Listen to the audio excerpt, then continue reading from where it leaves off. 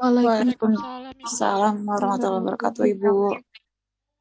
Baik, terima kasih atas kehadiran rekan-rekan semua.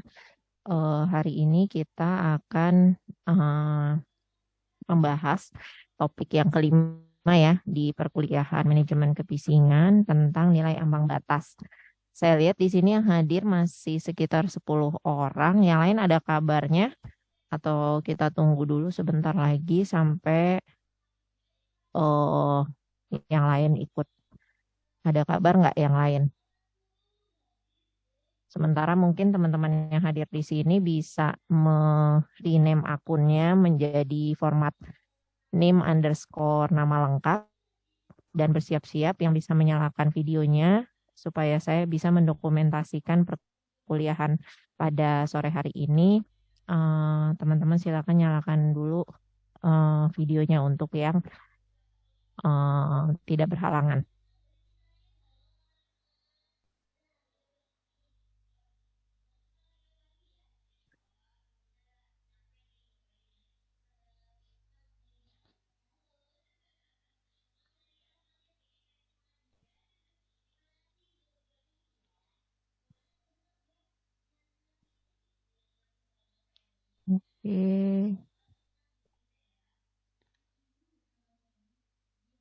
Oke, sudah pada rename akunnya, yang lain ditunggu.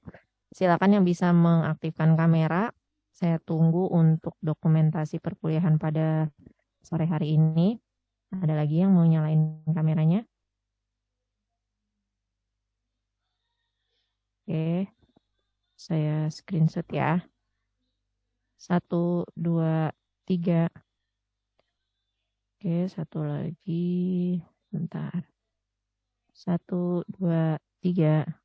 Oke, terima kasih. Oke, kita mulai aja ya sambil menunggu. Jadi yang akan kita bahas pada hari ini itu disebut dengan NAB kebisingan. Sebelumnya teman-teman pernah dengar nggak istilah NAB atau nilai ambang batas? Dan kalau disebutkan NAB yang terbayang atau terpikirkan apa sih NAB itu? Ada yang tahu atau pernah baca atau pernah dengar? Boleh disampaikan pendapatnya siapa? Kalau dibicarakan tentang NAB, tentang nilai ambang batas, apa yang teman-teman pahami atau teman-teman tahu?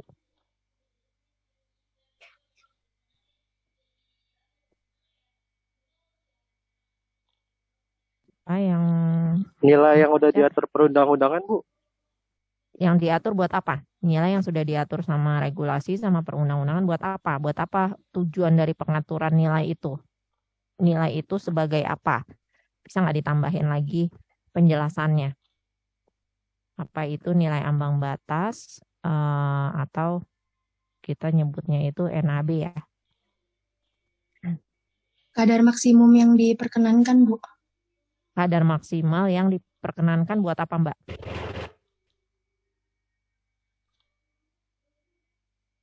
Ini tujuan ya. Jadi kan nanti kalau kita bicara tadi nilai yang sudah ditetapkan, kadar maksimum yang sudah ditentukan. Buat apa? Kan kalau kita bicara nanti kadar, kalau kita bicara tadi nilai, itu kan sebenarnya semuanya ada tujuannya gitu ya. Karena sangat banyak nilai ataupun kadar yang nanti akan kita temui khususnya di tempat kerja kaitannya dengan pengukuran K3. Oke, kita sama-sama bahas ya. Nah, di sini disebutkan namanya nilai ambang batas itu tuh adalah standar tadi atau rujukan atau referensi yang nanti bisa kita jadikan acuan untuk melihat tadi apakah konsentrasi, apakah kadar atau nilai yang ada di tempat kerja kita itu masih dalam batas aman. Yang dimaksud aman di sini apa?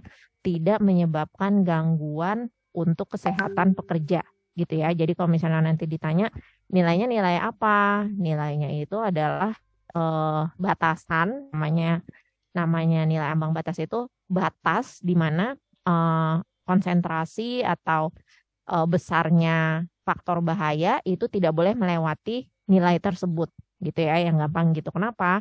Karena kalau misalnya lewat dari nilai atau batas tersebut, itu dia akan menimbulkan gangguan ataupun ini apa namanya penyakit gitu ya, penyakit untuk si pekerjanya.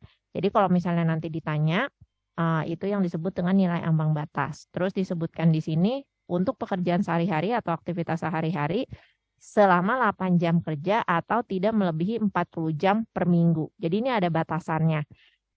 Yang dimaksud dengan batasan di sini apa?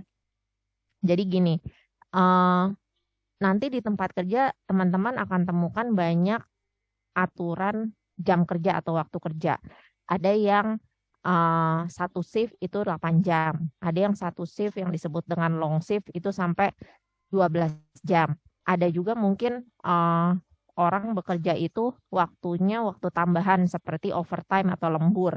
Jadi misalnya ada tambahan dari satu shift, dari satu hari kerja, satu hari kerja selama 8 jam kerja itu ada tambahan misalnya 1 jam, 2 jam gitu ya, sampai bahkan ada yang 4 jam gitu ya overtime dalam sehari.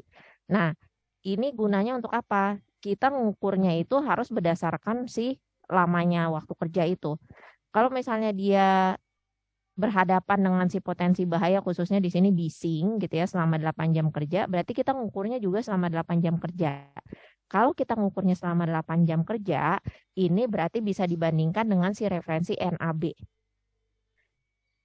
Kalau misalnya teman-teman ukurnya hanya sesaat atau hanya dalam waktu singkat, katakan misalnya 15 menit, 10 menit, itu bisa nggak dibandingkan dengan NAB?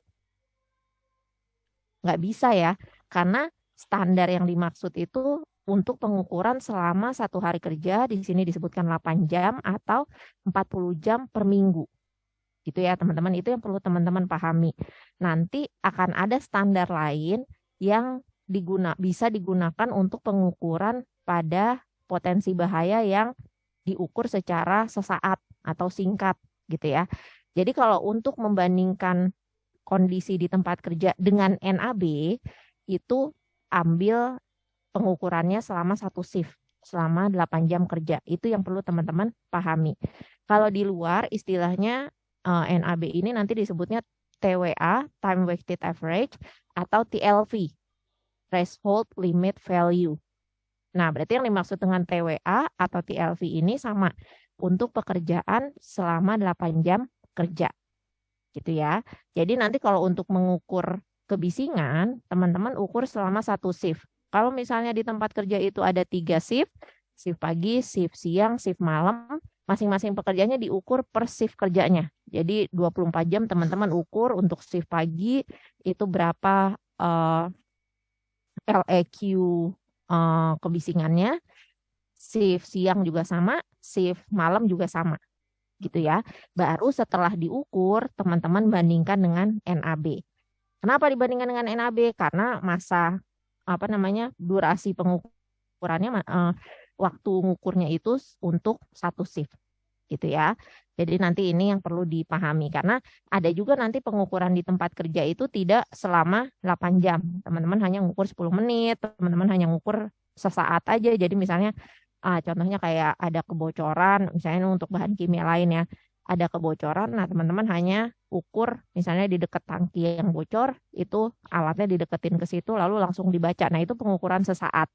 Kalau pengukuran yang tadi 8 jam, yaitu alatnya ditempatkan mungkin sekitar 1 meter dari sumber bising, menggunakan tripod, nah itu dia nyala selama 8 jam. Nanti di akhir shift baru kita tarik datanya.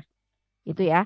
Nah, setelah kita tarik datanya, kita bandingkan untuk tahu hasil pengukuran atau kondisi di tempat kerja kita masih di dalam batas aman atau enggak, kita bandingkan dengan NAB. Gitu ya. Jadi itu fungsinya NAB adalah sebagai acuan, sebagai batas gitu ya. Sebagai batas di mana kita bisa melihat kondisi tempat kerja kita itu aman atau enggak. Gitu ya. Terus yang kedua yang perlu dipahami lagi, bedakan NAB dengan standar. Kalau NAB batas aman atau yang dianggap tidak berisiko atau katakanlah berisiko rendah, itu yang kondisinya atau konsentrasi atau kadarnya itu di bawah NAB. Kalau standar itu harus pas di angka standarnya. Contohnya, standar itu adalah misalnya hasil pengukuran pencahayaan itu dibandingkan dengan standar. Jadi untuk pekerjaan misalnya administratif gitu ya, tidak membutuhkan ketelitian yang super detail atau maksimal, itu misalnya hasil pengukuran pencahayaannya itu 300 lux. Berarti di hasil pengukuran di tempat kerja, di meja kerja itu harus 300 lux. Nggak boleh kurang, nggak boleh lebih. Kenapa? Karena tadi tujuannya itu kan supaya si pekerjanya itu dipastikan tidak memiliki gangguan atau penyakit gitu ya, karena kondisi di tempat kerja. Kalau standar itu dia di bawahnya 300 lux, dia akan punya risiko atau dampak. Di atas 300 lux itu juga sama. Bayangin kalau misalnya kamu kerja dengan cahaya terlalu terang atau terlalu redup. Dua-duanya ada potensi bahayanya. Tapi kalau NAB, yang diminta itu adalah kondisi di tempat kerja yang aman adalah yang di bawah NAB. Kalau di atas NAB, itu udah pasti sangat berbahaya atau berisiko tinggi. Nah, di tempat kerja biasanya hasil pengukuran yang sudah mencapai 50% NAB. Jadi misalnya kalau kayak kebisingan kan nilai ambang batasnya misalnya 85 selama 8 jam kerja, 85 di desibel A selama 8 jam kerja. Kalau dia misalnya 50%-nya aja dari 85, jadi katakanlah misalnya 50 desibel A, itu sudah harus dikendalikan, alias risikonya itu sudah di manage gitu ya, sudah dikontrol. Jadi itu yang perlu diperhatikan. Nilai ambang batas ini bukan berarti setiap pengukuran harus nunggu dulu sampai mentok si nilai ambang batas baru kemudian dikendalikan, tapi enggak. Jadi 50% atau lebih dia sudah mencapai 50% atau setengahnya NAB saja, itu banyak di tempat kerja itu sudah langsung dikendalikan. Kenapa? Karena tadi kalau misalnya nunggu sampai dia mentok ke NAB-nya, takutnya dia akan keburu muncul gangguan atau risiko pada pekerja. Gitu ya. Mudah-mudahan bisa dipahami tentang pengertian NAB sendiri. Nah, kemudian nanti ada lagi satu standar yang ini di luar ya. Di Amerika itu ada yang namanya PEL dan OEL. Yang disebut dengan PEL itu Permissible Exposure Limit gitu ya. Atau ada juga yang disebut dengan OEL. Yang kadang ini sering dipakai atau diacu sama perusahaan-perusahaan atau tempat kerja. Jadi kalau NAB sendiri, kalau yang tadi kita bahas di depan, itu kita bisa lihat nanti dari berbagai institusi yang mengeluarkan.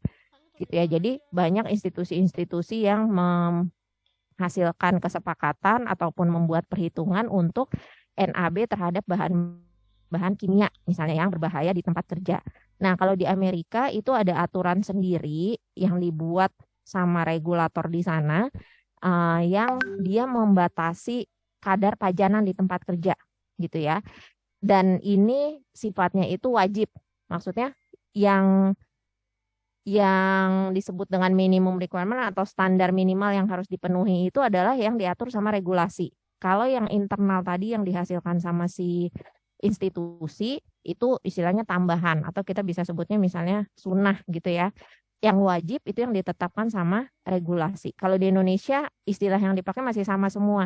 Kalau yang dikeluarkan sama regulasi itu masih disebut NAB, yang diformulasikan atau dibuat sendiri sama institusi, sama perusahaan, sama organisasi itu juga NAB gitu ya. Jadi belum ada perbedaan yang istilah yang dipakai sehingga kita mungkin kadang-kadang pemahamannya ya NAB itu ya sama aja, apakah yang dibuat oleh regulasi atau yang sama di ramu sendiri atau diformulasikan sendiri sama perusahaan itu sama. Padahal sebenarnya pemahamannya tuh berbeda. Kalau di luar negeri, contohnya di Amerika, itu dia pemahamannya beda karena ada yang disebut dengan OEL ataupun PEL gitu ya.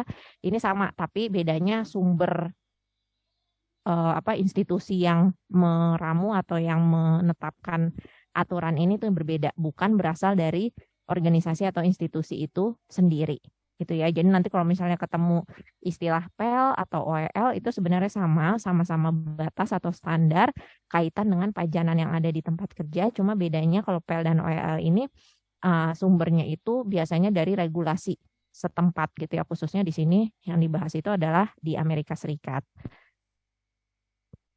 Nih ya, kalau NAB tadi yang ditetapkan sama institusi itu nanti dikenalnya dengan threshold limit value atau TLV. Di bahasa Indonesia kita mengenalnya juga sama seperti apa, yaitu NAB gitu ya. Nah, kalau di sini disebutkan kalau konsep yang sama seperti PEL, kecuali bahwa TLV tidak memiliki kekuatan pemerintah di belakang mereka, tetapi didasarkan pada batas-batas. Nah, jadi TLV sendiri atau NAB yang kita bahas tadi, TWA, Time Weighted Average, TLV, itu yang mengeluarkan atau yang merumuskan namanya satu organisasi ACGIH gitu ya, American Conference of Governmental Industrial Hygiene. Jadi kumpulan dari para industrial hygiene di Amerika gitu ya, apa namanya, dari pemerintah Amerika yang mempunyai latar belakang itu industrial hygiene. Mereka membuat satu kesepakatan konsensus NAB untuk bahan-bahan kimia gitu ya, yang disebut dengan TLV. Nanti silakan teman-teman browsing. Dia setiap tahun itu mengeluarkan semacam buku panduan yang disebut TLV mungkin per tahun. Jadi apakah TLV tahun 2021, tahun 2022 gitu ya, itu ada seperti buku. Di dalamnya itu ada daftar NAB untuk bahan-bahan berbahaya yang ada di tempat kerja. Nah, itu yang mengeluarkan adalah ACGIH gitu ya. Tapi kalau PEL tadi, PEL atau OEL itu dikeluarkannya sama si pemerintah Amerika Serikat. Jadi dia punya kekuatan hukum. Mungkin tidak seperti aplikasi dari TLV-nya ACGIH ini. Jadi kalau misalnya tidak mengikuti si PEL, itu udah pasti nanti ada sanksi hukumnya. Sedangkan kalau TLV yang dikeluarkan sama si ACGIH ini dia cuma istilahnya semacam rekomendasi gitu ya, semacam rekomendasi batas yang bisa diterapkan atau digunakan sama si organisasi gitu ya. Jadi nanti istilahnya NAB ini banyak, ada yang menggunakan tadi TWA, TLV TWA, ada yang menggunakan tadi PEL, ada yang menyebutnya OEL, ada yang menyebutnya TLV saja gitu ya, tergantung dari negara mana yang menggunakan. Jadi nanti teman-teman jangan bingung, yang penting paham prinsipnya itu seperti apa. Kalau di Indonesia kita menyebutnya sama, TLV dari regulasi disebutnya NAB, mungkin dari internal perusahaan yang buat formulasinya juga sama, itu nyebutnya juga NAB. Nah, ini contohnya. Kalau yang di sebelah kanan, ini berdasarkan Permenaker tahun 5 tahun 2018, ini NAB untuk kebisingan. Bacanya gimana? Paling dasar, paling tinggi atau yang diperbolehkan selama 8 jam kerja, kita lihat T-nya ini itu adalah waktu itu untuk 85 dBA. dBA ini satuannya ya, kan kemarin kita sudah bahas satuan intensitas bising itu ada pembobotannya atau weighing scale-nya, itu ada yang A, B, dan C. Untuk yang diterima sama telinga manusia itu yang skala atau pembobotan A. Nah, jadi dipakainya untuk 85 dBA gitu ya, desibel A. Nah, ini diizinkan selama 8 jam kerja gitu ya. Ini menurut teman-teman untuk yang 85 dBA ini 8 jam kerja pakai APD atau enggak? Ini kan 85 ini batas paling atas dari NAB yang diizinkan untuk pekerjaan selama 8 jam ya, selama satu shift ya. Kira-kira butuh NAB atau enggak? APD enggak? Butuh APD enggak kalau untuk kerja 8 jam dan mesinnya itu menghasilkan misalnya kebisingannya 85 dBA. Pakai alat pelindung pendengaran enggak atau telinga? APT, alat pelindung telinga. Menurut teman-teman gimana? Apakah perlu pakai APT jika masih kebisingannya itu 85 dBA?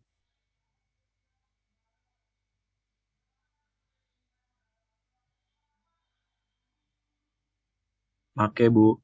Iya, pakai, Bu. Pakai ya.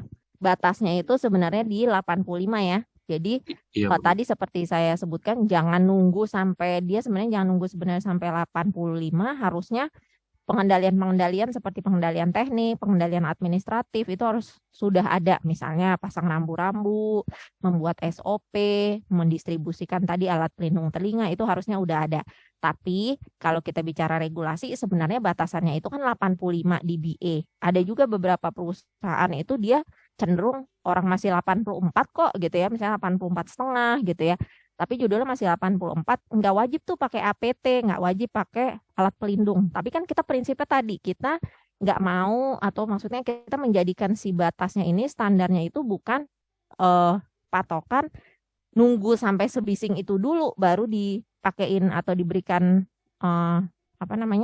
pengendalian gitu ya atau kontrol. Tapi justru kita ingin mencegah supaya si gejala-gejala itu atau gangguan itu tuh nggak muncul. Jadi beberapa perusahaan tadi 50% saja mencapai NAB tadi di atas 50 atau 60 itu mereka langsung menerapkan pengendalian. Jadi kalau saya juga cenderung yang berpendapat bahwa kalau misalnya sudah 85 gitu ya 85 itu mah wajib pakai alat pelindung telinga gitu ya. Walaupun masih ada beberapa perusahaan tuh yang menerjemahkannya kan belum 86, maksudnya batas maksimal tuh 85 gitu ya. Jadi nanti balik lagi ke kita nih, kita menerjemahkan si standar atau nilai ini tuh seperti apa. Nah, setiap ada kenaikan 3 dBA itu menurunkan waktu yang diizinkan terpapar kebisingan setengahnya. Saya ulang lagi ya. Jadi setiap ada kenaikan 3 desibel A di tempat kerja pada sumber bising, itu menurunkan waktu yang diizinkan untuk terkena bising tersebut setengahnya. Nah, ini teman-teman lihat ada kenaikan 3 dBA untuk kebisingannya misalnya menjadi 88 dBA, waktu yang diizinkan itu cuma 4 jam. Begitu juga untuk kenaikan 3 dBA lagi menjadi 91, waktu yang diizinkan itu hanya 2 jam. Nah, untuk ini kebisingan 100 dBA itu seperti apa sih Bu? Nah, saya sering mencontohkan itu misalnya suara speaker musik gitu ya kayak orang hajatan itu sekitar 100 dBA. Nah, itu teman-teman hanya diizinkan untuk berada di dekat sumber sumber kebisingan itu hanya boleh 15 menit. Gitu karena aturannya tadi setiap ada kenaikan 3 dBA itu akan menurunkan waktunya itu setengah dari waktu yang diizinkan. Gitu ya. Ini supaya teman-teman paham ya. Jadi nanti bagaimana mengatur karena ini perlu kita atur nih. Jadi di tempat kerja itu nanti silakan dikondisikan atau dibuat aturan khusus untuk area-area bising. Jika misalnya kebisingan rata-rata mesin itu bisingnya tuh di atas 80 gitu ya, 80 90-an gitu. Jadi nggak mungkin memang pekerjanya itu berada di sekitar mesin tersebut tuh bisa sampai 8 jam tuh jarang. Nah, jadi silakan nanti teman-teman buatkan aturannya selain mereka berada di tempat itu misalnya hanya boleh 4 jam, sisanya tuh mereka ngapain? Apakah mereka mengerjakan administratif atau melakukan pemeriksaan di area yang lain, pokoknya yang tidak terekspos atau terpajan dengan si bising tersebut melewati waktu yang diizinkan tadi ya. Nah, terus di paling bawah ini ada dilarang lebih dari 140 dB ini yang disebut dengan batas ceiling. Ceiling atau batas paling atas yang maksimal tidak boleh sama sekali dilewati walaupun hanya sedetik. Jadi batas paling atas banget itu nggak boleh lebih dari 140 dB karena kalau udah lewat 140 dB ini nanti kerusakannya bagian telinga itu dia sifatnya akut gitu ya. Bisa seperti apakah pecah gendang telinganya atau misalnya ada kerusakan saraf-saraf di pendengaran. Nah, kalau yang sebelah kiri yang ada tabel ini yang tadi disebut dengan TLV yang dihasilkan atau dirumuskan sama si ACGIH. Nah, kita bisa lihat di sini dia lebih tinggi sedikit ya. Dia di sini TLV-nya itu selama 8 jam kerja itu adalah 90 dBA gitu ya. Dia peningkatannya juga ini setiap 3 dBA, lalu penurunannya dia hanya turun sepertiganya. Nah, ini juga beda sedikit sama yang punya Indonesia yang ada di Permenaker 5 2018. Kalau yang dirumuskan sama si ACGIH itu TLV-nya 90 dBA, Dan setiap ada kenaikan 3 dBA itu akan menurunkan sepertiga waktu yang diizinkan. Kenapa gitu ya? Kalau misalnya yang nanya kenapa sih Bu kok TLV di Indonesia yang diatur sama pemerintah atau sama yang digunakan di Amerika Serikat itu berbeda? Kita nggak tahu. Mungkin di Amerika Serikat itu ada tambahan pengaturan lain untuk peralatan yang mereka gunakan, misalnya untuk standar keamanan mesin-mesinnya gitu ya. Terus kemudian untuk standar pemeliharaan dari mesin-mesin juga itu juga sangat mempengaruhi. Jadi kalau misalnya kita lihat di sini untuk tingkat kebisingan itu 100 dBA, di Indonesia hanya diizinkan 15 menit, kalau di sana masih boleh 2 jam gitu ya. Tapi mungkin mereka dengan tambahan berbagai pengendalian lain yang memang sudah diterapkan, misalnya tadi secara regulasi dia ada lagi mungkin yang lebih ketat yang tadi yang diatur dalam OEL atau PEL gitu ya. Nanti silakan dilihat lagi di tempat kerja tersebut atau di negara tersebut yang mengatur nilai standar kebisingannya selain dari TLV atau PEL atau OEL itu apalagi, apakah ada aturan-aturan tambahan. Nah, terus kemudian ada yang disebut dengan noise dose. Yang disebut dengan noise dose atau dosis, kalau bicara tentang dosis, itu biasanya kaitannya dengan berapa besar yang diterima sama si pekerja, gitu ya.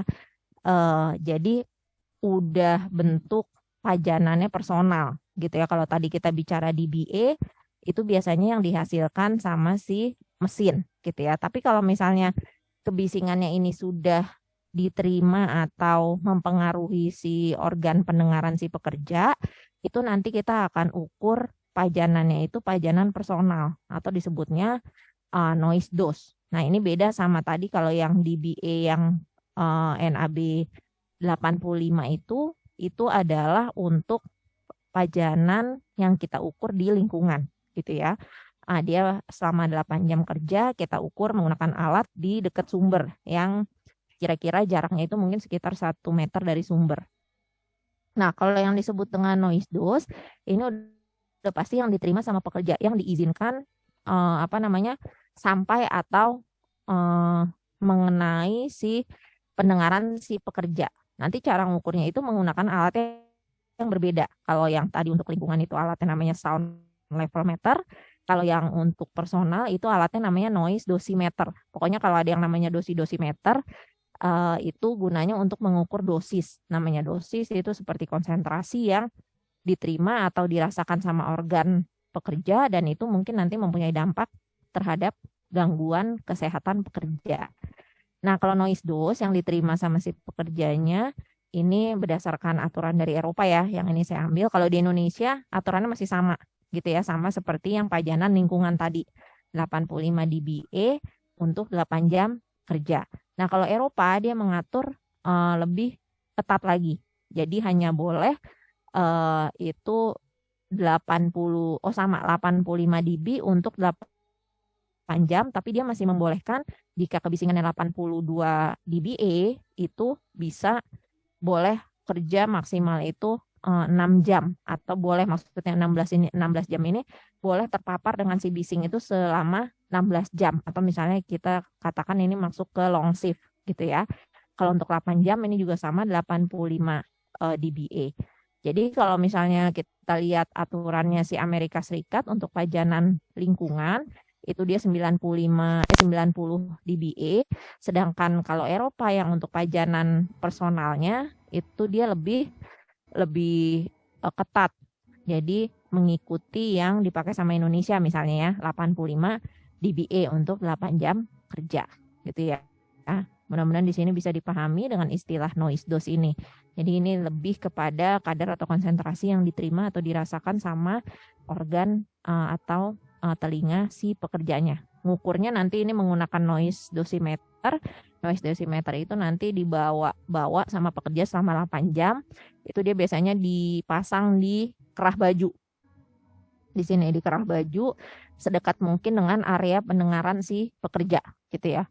Kalau pengukuran lingkungan tadi itu alatnya ditaruh di dekat sumber, diem aja di situ karena mesinnya kan juga nggak gerak ya.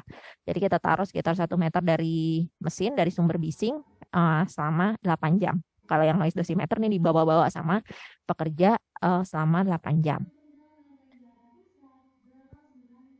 Oke, nah nanti setelah kita ukur kebisingannya, kemudian misalnya kita sudah mendapatkan hasil, itu kita jadi gini, kita ngukur, setelah ngukur bandingkan dengan NAB. Jadi tugas kita itu adalah setelah mengukur, kita bandingkan dengan NAB. Ini banyak ya kejadian di tempat kerja itu. Nah, itu rutin mengukur kebisingan di berbagai titik sumber bising setiap bulan, tapi habis itu nggak ada tindak lanjutnya gitu ya, nggak tahu apa yang harus dilakukan, apakah dibandingkan dengan NAB itu setelah dibandingkan jika sesuai harus gimana, jika tidak sesuai juga harus diapakan, itu biasanya kurang. Nah, jadi nanti yang perlu kita adalah setelah kita punya tahap pengukuran, bandingkan dengan NAB. Lihat untuk kondisi misalnya 8 jam kerja, sesuai atau enggak. Kalau misalnya masih aman, nah itu berarti kita perlu memaintain misalnya pemeliharaan mesin supaya dia kebisingannya tuh nggak naik. Karena apa? Bicara tentang kebisingan itu kan banyak hubungannya dengan usia peralatan, mesin gitu ya. Nah, kalau misalnya ternyata nilainya itu jauh di atas nilai ambang batas hasil pengukuran kita, nah baru di situ kita lakukan pengendalian. Di sini pengendaliannya tadi yang paling mudah adalah melihat dari batas waktu aman untuk pajanan bising. Tadi misalnya untuk 85 dBA itu 8 jam, untuk 88 dBA itu hanya boleh 4 jam gitu. Jadi silakan atur periode kerjanya atau waktu paparan yang diizinkan. Tadi kalau saya sih dari pengalaman nggak bisa ya hanya ngatur misalnya, Mas operator mesin A ini hanya boleh kerja di mesin ini selama 4 jam ya, karena kamu misalnya sudah mempunyai keluhan terhadap penurunan fungsi pendengaran misalnya gitu. Itu nggak bisa. Jadi kita mesti atur 4 jam itu mereka misalnya di mesin sebagai operator, sisanya itu mereka ngapain, kemana gitu ya, apakah mengerjakan administratif di tempat lain, itu jadi nggak bisa hanya diaturnya itu lewat verbal aja gitu. Jadi memang harus dibuatkan SOP ataupun instruksi kerjanya. Terus kemudian perlu diingat bahwa mengurangi lamanya waktu untuk setiap rotasi pekerja dapat meningkatkan total orang yang berpotensi terpapar pada suatu proses. Nah, ini juga. Jadi di luar dari 4 jam tersebut, orang yang nggak yang tidak menangani operasional mesin, apakah diganti dengan orang lain? Nah, itu kan nanti akan menyebabkan orang yang terpajan dengan bising itu jadi lebih banyak gitu ya, orangnya jadi lebih banyak. Jadi selain tadi kita harus membatasi jumlah waktu pajanan kepada si operator, kita juga diminta untuk mengatur jangan sampai ada operator lain yang terkena bising tersebut gitu ya, karena tadi kebisingan itu kan sifatnya itu adalah gelombang gitu ya. Jadi dia merambat lewat udara. Jadi pastikan nanti operatornya itu sudah dipindahkan atau diatur ke pekerjaan lain, misalnya administratif, tapi orang yang lewat, operator mesin sebelah, nah itu juga pastikan mereka tidak terkena dan tidak menambah jumlah orang yang terkena keluhan atau gejala akibat si bising tersebut. Jadi nanti ngaturnya itu termasuk orang-orang yang ada di sekitar sumber bising. Ini tujuan dari pengukuran kebisingan yaitu mengetahui pajan. Jadi kita dengan mengukur kita tahu secara pasti berapa kadar atau besarnya tingkat kebisingan yang ada di satu area kerja, bukan hanya estimasi ataupun perkiraan. Menentukan tingkat kebisingan di tempat kerja. Nah, ini nanti kalau misalnya teman-teman sudah melakukan pengukuran kebisingan, kita bisa bikin yang namanya noise mapping. Jadi pemetaan kondisi bising di tempat kerja. Area mana yang bisingnya itu di atas 85 dB, itu biasanya nanti di mapnya, petanya itu dia warnanya merah gitu ya. Yang di bawah 85 tapi di atas 80 sampai 85 dBA itu misalnya warnanya orange. Nah, itu ada yang nanti disebut dengan noise mapping. Terus kemudian kita juga bisa membandingkan kondisi tempat kerja dengan standar atau NAB. Ini salah satu kegunaannya. Jadi kalau misalnya kita punya hasil pengukuran, itu kita bisa membandingkan dengan NAB-nya, bukan hanya kira-kira aja. Kemudian setelah kita tahu perbandingan tersebut, baru kita kendalikan, kita buatkan program, misalnya apa? Kalau untuk kebisingan misalnya namanya Hearing Conservation Program, program konservasi pendengaran. Orang-orang yang belum mendapatkan keluhan atau gejala itu diatur sedemikian rupa supaya mereka tidak mendapatkan tidak sampai mengeluhkan gangguan atau penyakit terkait dengan kebisingan. Jadi ini tujuan dari pengukuran kebisingan ya. Nah, terus kemudian ada lagi nanti yang disebut dengan noise limit. Di Eropa itu ada lagi istilah yang namanya noise limit. Dia pakai batas atas dan batas bawah. Kalau tadi kan teman-teman lihat NAB itu hanya ada satu batas. Kita nggak boleh ngelewatin lebih dari si NAB tersebut. Di bagian bawahnya itu aman, tapi di atasnya itu dianggapnya tidak aman gitu ya. Kalau yang disebut noise limitnya ada dua. Ada yang sifatnya lower exposure action value, ada yang upper gitu ya. Ada range atau patokan atas, ada patokan bawah. Nah, ini digunakan untuk kebisingan personal, untuk hitungannya harian, 1 hari atau per minggu. Nah, di sini dibataskan itu batas bawahnya itu 80 sampai 135. Kalau batas atas itu 85 sampai 137. Jadi puncaknya atau bagian atasnya itu dia kasih range gitu ya. Kasih jarak juga. Untuk atasnya itu 135 sampai 137. Nah, yang bagian bawahnya dia batasin 80 sampai 85. Jadi kalau tadi NAB dia hanya ada satu patokan, kalau ini ada dua patokan dengan range tertentu. Nah, itu yang disebut dengan noise limit. Nah, yang diminta itu adalah di antara si patokan atas dengan patokan bawah. Itu yang dianggap aman. Untuk hitungannya harian, 1 hari atau 1 minggu. Terus kemudian ada istilah lagi exposure limit value, pemaparan kebisingan pribadi atau harian atau mingguan sebesar 87 dBA atau maksimal itu 140 dBc. Ini sama ya seperti tadi. Jadi yang ada di antara range tersebut, di antara patokan atas dan patokan bawah, itu yang nanti akan dilihat hasilnya. Itu yang disebut dengan noise limit. Tapi ini biasanya nggak umum, alias maksudnya banyak diadop sama mungkin negara-negara Eropa aja. Kalau yang secara global banyak yang pakai ya tadi TLV ataupun NAB yang hanya punya satu patokan. Kalaupun mereka ada tambahan, patokannya itu standarnya tadi mengikuti regulasi pemerintah yang dari PEL ataupun OEL gitu ya. Mudah-mudahan teman-teman nggak bingung, ini hanya istilah saja. Di batasan lain di Amerika, seperangkat kriteria yang lebih kompleks digunakan untuk menghubungkan dosis dengan tingkat waktu tekanan suara. Ini dikenal dengan konsep penggandaan 5 dB. Ada lagi nanti secara teknis itu bisa dilakukan perhitungan dengan rumus gitu ya untuk setiap kenaikan 5 desibel gitu ya. Di Amerika ini yang disebut dengan istilah noise limit gitu. Ini hanya istilah-istilahnya aja. Tapi di Indonesia sendiri kita pakainya tadi yang NAB dari Permenaker 5 tahun 2018. Oke. Sepertinya materinya itu saja untuk yang nilai ambang batas kebisingan. Mudah-mudahan teman-teman bisa memahami apa yang dimaksud dengan nilai ambang batas kebisingan, manfaatnya apa, bagaimana cara menggunakannya nanti di tempat kerja, terus kemudian istilah-istilah terkait dengan nilai ambang batas kebisingan yang juga dipakai di beberapa negara.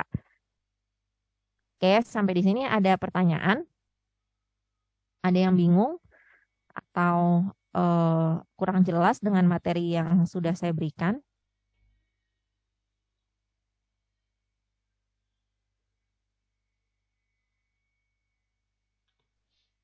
Ada pertanyaan, teman-teman?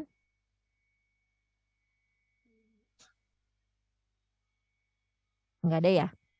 Semuanya bisa dipahami? Tidak ada pertanyaan, Bu.